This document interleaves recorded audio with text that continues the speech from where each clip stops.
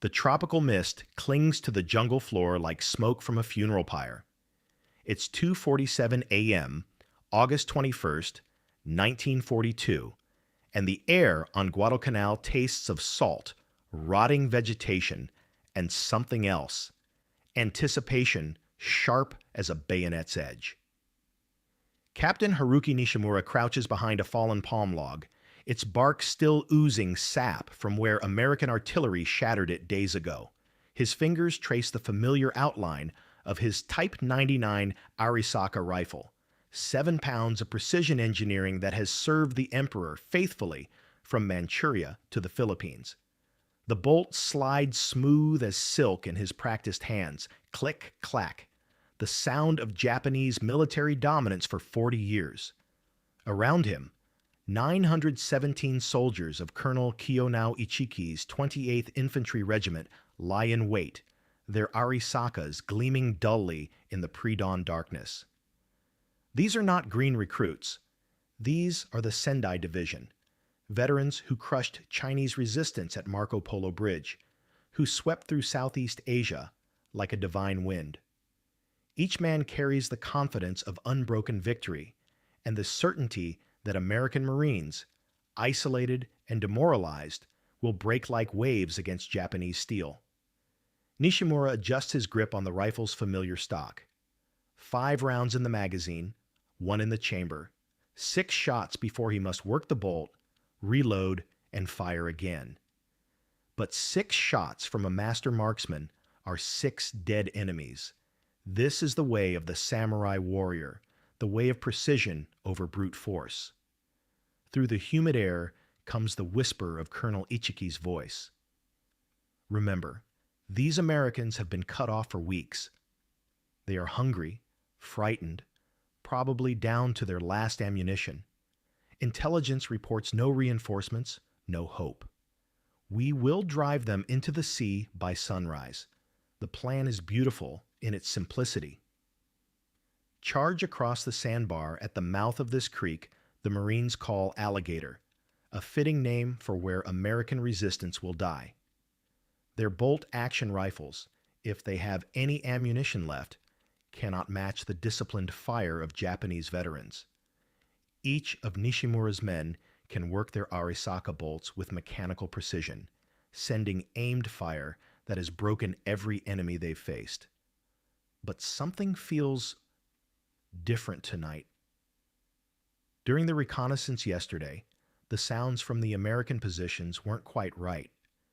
Not the sharp crack of bolt-action rifles they expected, but something else, a different rhythm, a strange popping cadence that didn't match any weapon in Japanese intelligence files. Nishimura shakes off the unease. Fear is the enemy of the warrior. His Arisaka has never failed him. Accurate to 500 meters, reliable in jungle conditions, battle-tested across a dozen campaigns. What could a few desperate American Marines possibly field that would matter against the fury of the Imperial Army? The order comes down the line in hushed whispers. Prepare to attack. But as Captain Nishimura chambers his first round, he has no idea.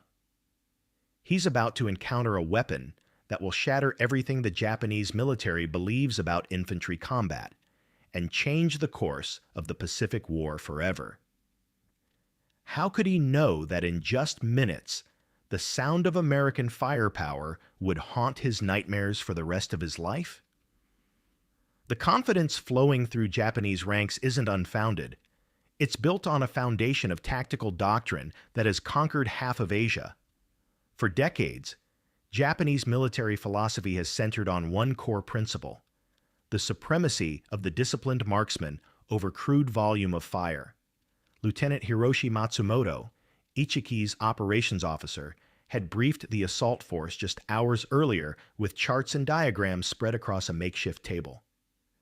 The American Marines are equipped with the same bolt-action rifles we faced everywhere else, he'd explained, pointing to intelligence photographs of M1903 Springfield rifles. 1 shot, work the bolt. 1 shot, work the bolt. Our rate of trained fire equals theirs, but our spirit and tactical superiority will overwhelm them. This wasn't Japanese arrogance. This was military reality based on 4 years of continuous victory. At Marco Polo Bridge, Japanese Arisaka fire had shattered Chinese formations. In the Philippines, they'd outshot American and Filipino defenders armed with identical bolt-action technology. The Type 99 Arisaka in their hands represented the culmination of Japanese small arms development, a rifle that could deliver precise, sustained fire in the hands of soldiers trained from childhood in the warrior's way. Sergeant Kenji Tanaka checks his ammunition pouches for the 4th time. 120 rounds in stripper clips, each one hand-loaded by skilled workers in Osaka. His Arisaka Type 99 gleams with the deep blue-black finish that speaks of quality metallurgy and precision manufacturing. 7 pounds of Japanese steel that has never jammed, never failed, never let down a soldier of the Emperor. "Sergeant San," whispers Private Yamamoto, barely 18, but already a veteran of the Bataan Peninsula. The Americans sound different than the Filipinos. Their firing patterns yesterday? Silence, Tanaka hisses back, but privately, he's noticed it too. During the probe at Coley Point, when Captain Brush's Marine Patrol had ambushed their reconnaissance, the sound of American rifles hadn't matched expectations. Not the measured crack-pause crack of bolt-action fire, but something faster. Something that made his veteran's instincts twitch with unease. But surely it was nothing. Intelligence had been clear.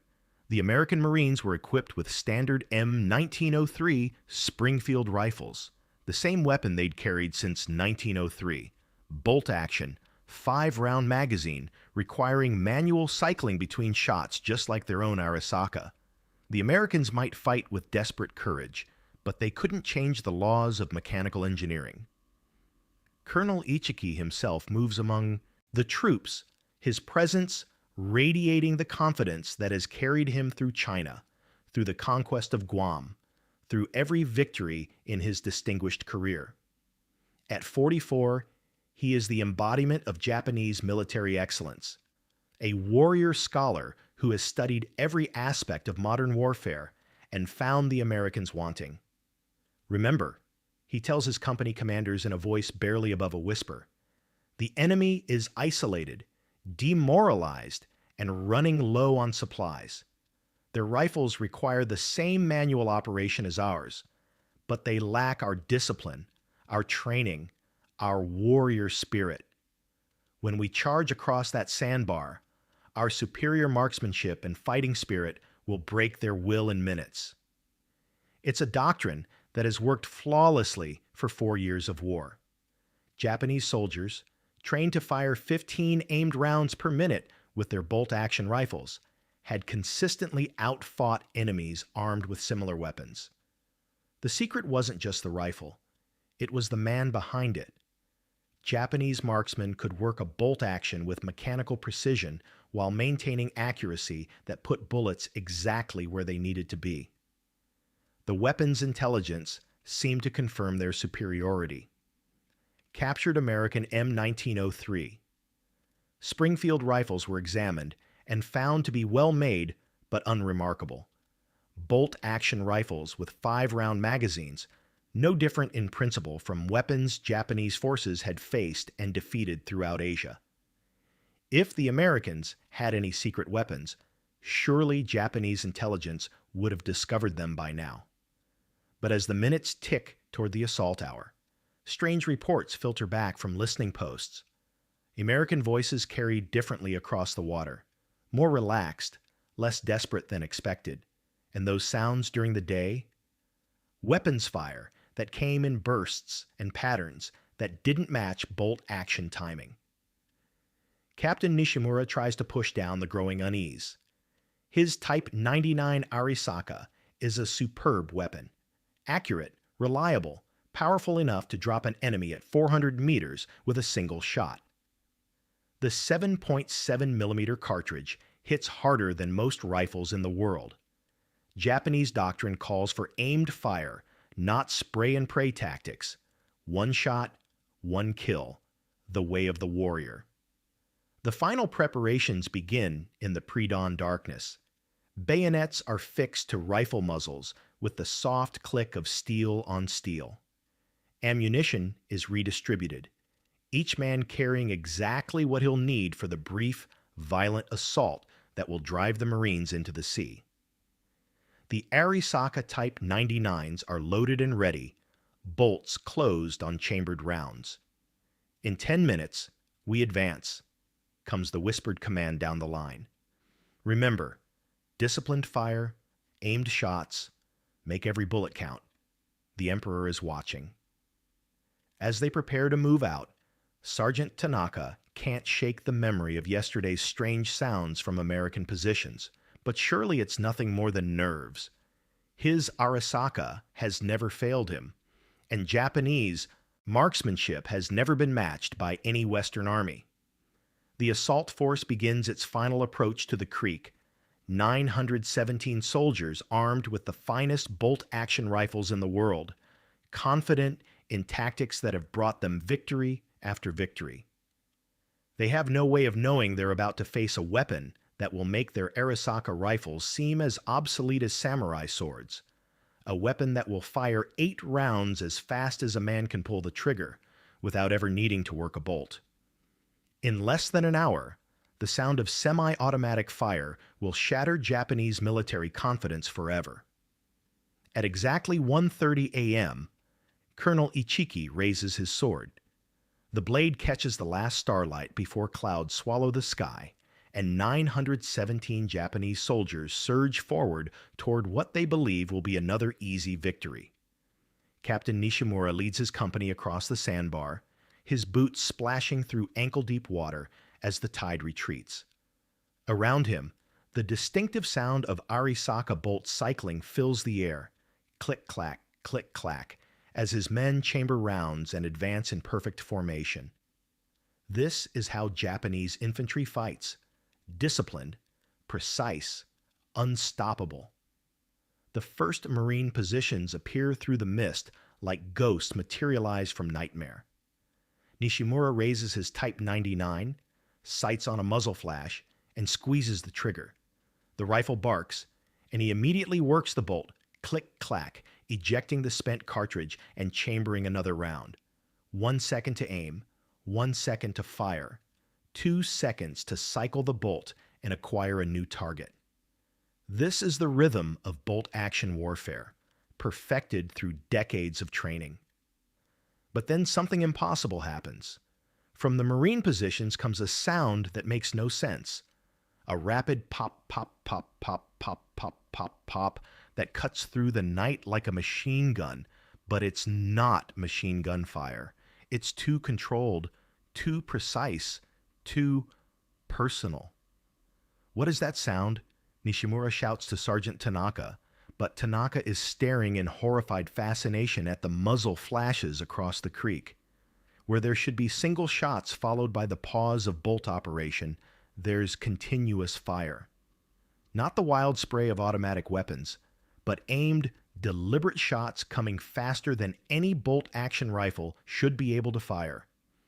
Private Yamamoto, charging beside him, suddenly spins and drops. Then Private Sato, then Corporal Nakamura.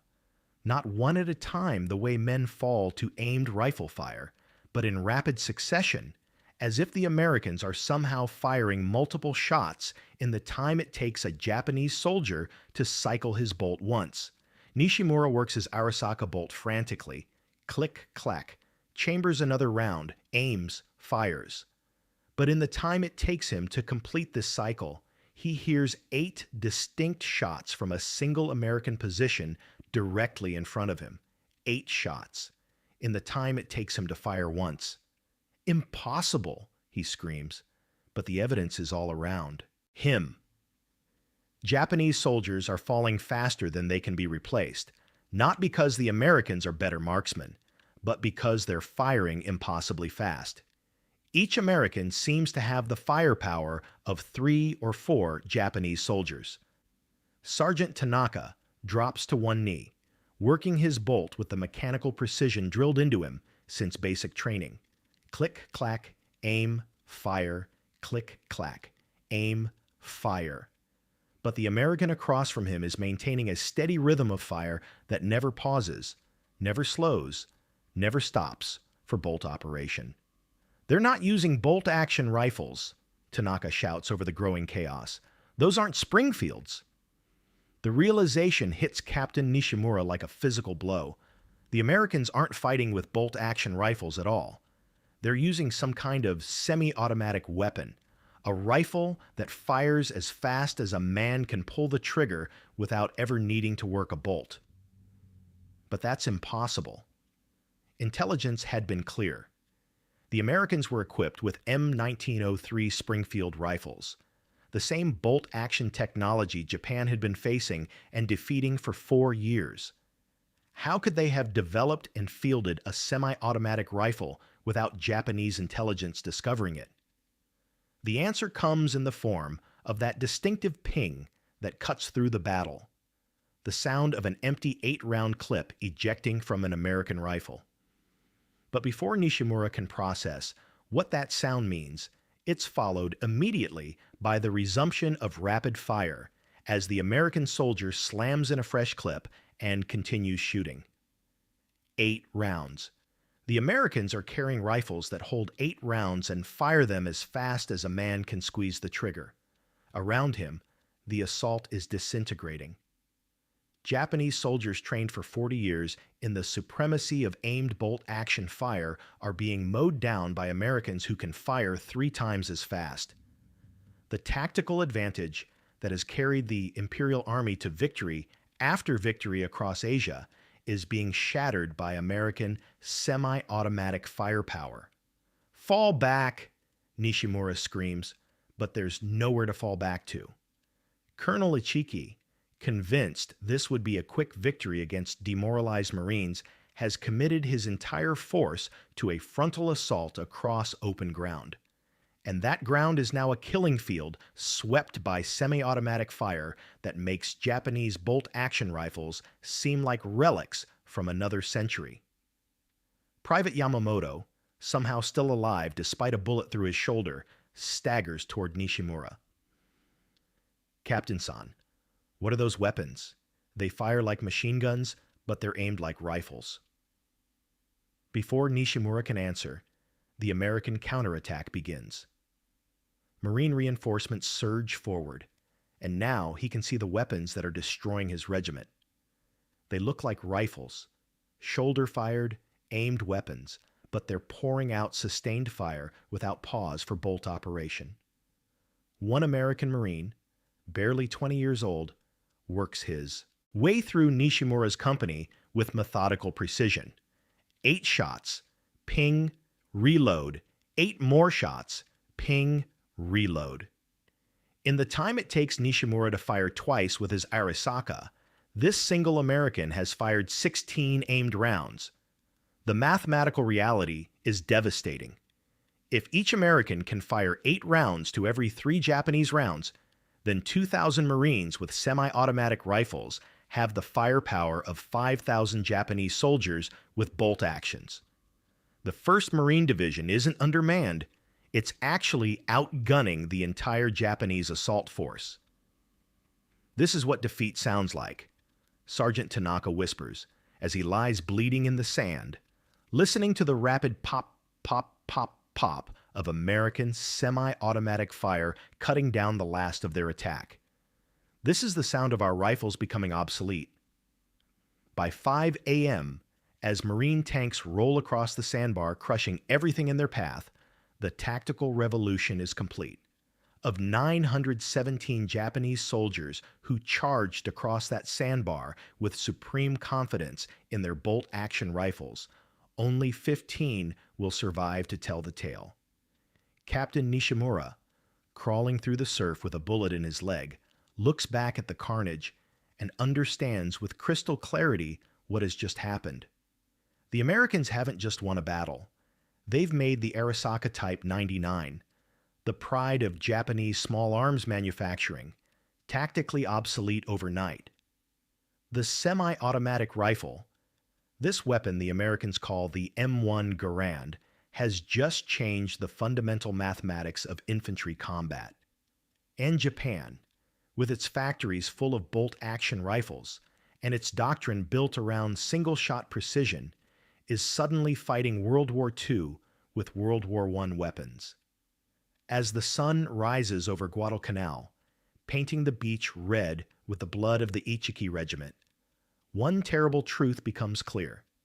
Every Japanese soldier in the Pacific is now carrying a rifle that fires 3 times slower than his American counterpart.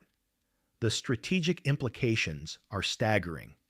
If the Americans can mass-produce semi-automatic rifles while Japan remains locked into bolt-action technology, every future battle will see Japanese forces outgunned by 3-to-1 firepower ratios. The weapon that was supposed to be Japan's backbone, the precision Arisaka rifle, has just become its Achilles heel. The 15 survivors of the Infantry Regiment who stagger back to Taivu Point carry more than wounds. They carry a revelation that will shake the Japanese military to its core. Captain Nishimura, his leg bandaged with torn uniform fabric, sits in the regimental aid station and tries to explain the impossible to his commanding officers.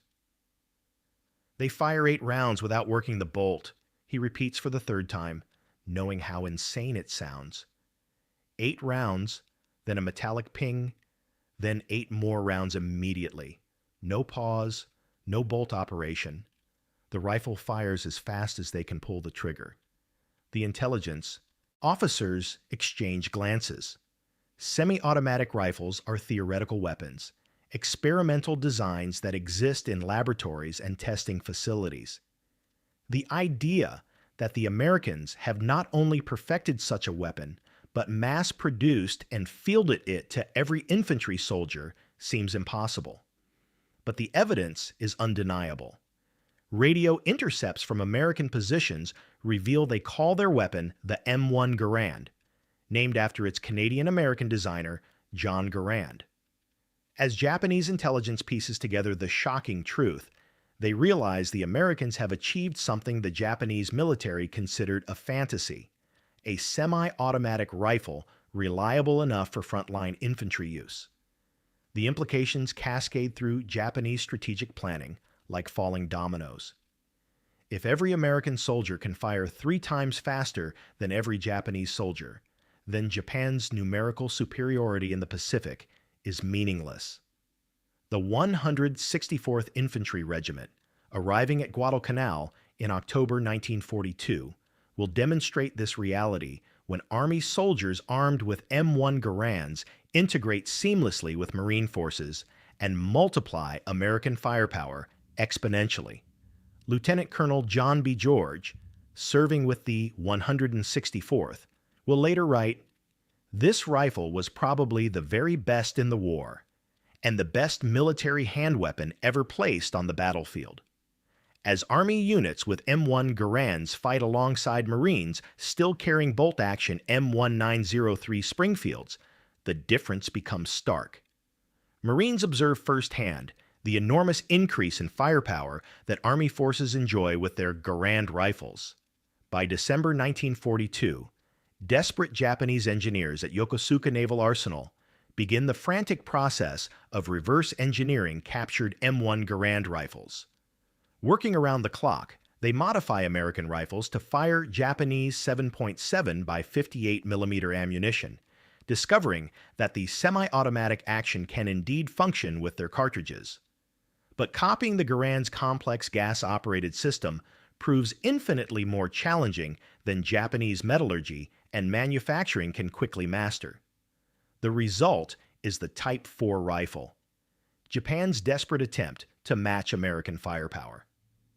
But by the time prototype Type 4 rifles reach limited production in late 1944, it's far too late. American factories have produced over 5 million M1 Garand rifles, while Japanese industry manages to complete fewer than 100 Type 4 rifles before surrender in August 1945. The psychological impact on Japanese forces is as devastating as the tactical disadvantage. Soldiers who had carried their Arisaka rifles with pride now understand they're carrying weapons that make them sitting ducks. Every firefight becomes a race against time. Japanese soldiers working their bolts frantically while Americans pour out rapid fire that leaves no opportunity for aimed response. Marine Gunnery Sergeant John Basilone, wielding machine guns at Henderson Field, will earn the Medal of Honor, partly because M1 Garand-equipped infantry can provide the sustained supporting fire his crew-served weapons need. The integration of semi-automatic rifles into American infantry tactics creates a combined arms effect that Japanese bolt-action doctrine simply cannot match.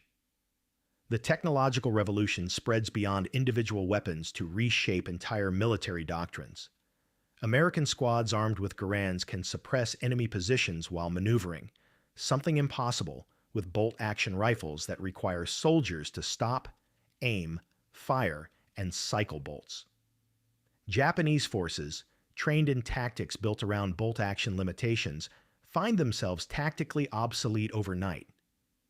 General George S. Patton will call the M1 Garand the greatest battle implement ever devised. But for Japanese survivors like Captain Nishimura, it represents something else entirely. The moment their military supremacy died on a sandbar in the Solomon Islands. Today, military analysts recognize Guadalcanal as the moment when technological advantage shifted decisively to the Allies. The M1 Garand didn't just win battles. It demonstrated how rapidly military technology can evolve to make entire armies obsolete. In our modern era of hypersonic missiles, artificial intelligence, and drone warfare, the lesson remains urgent. The military that fails to innovate doesn't just lose advantages, it loses wars.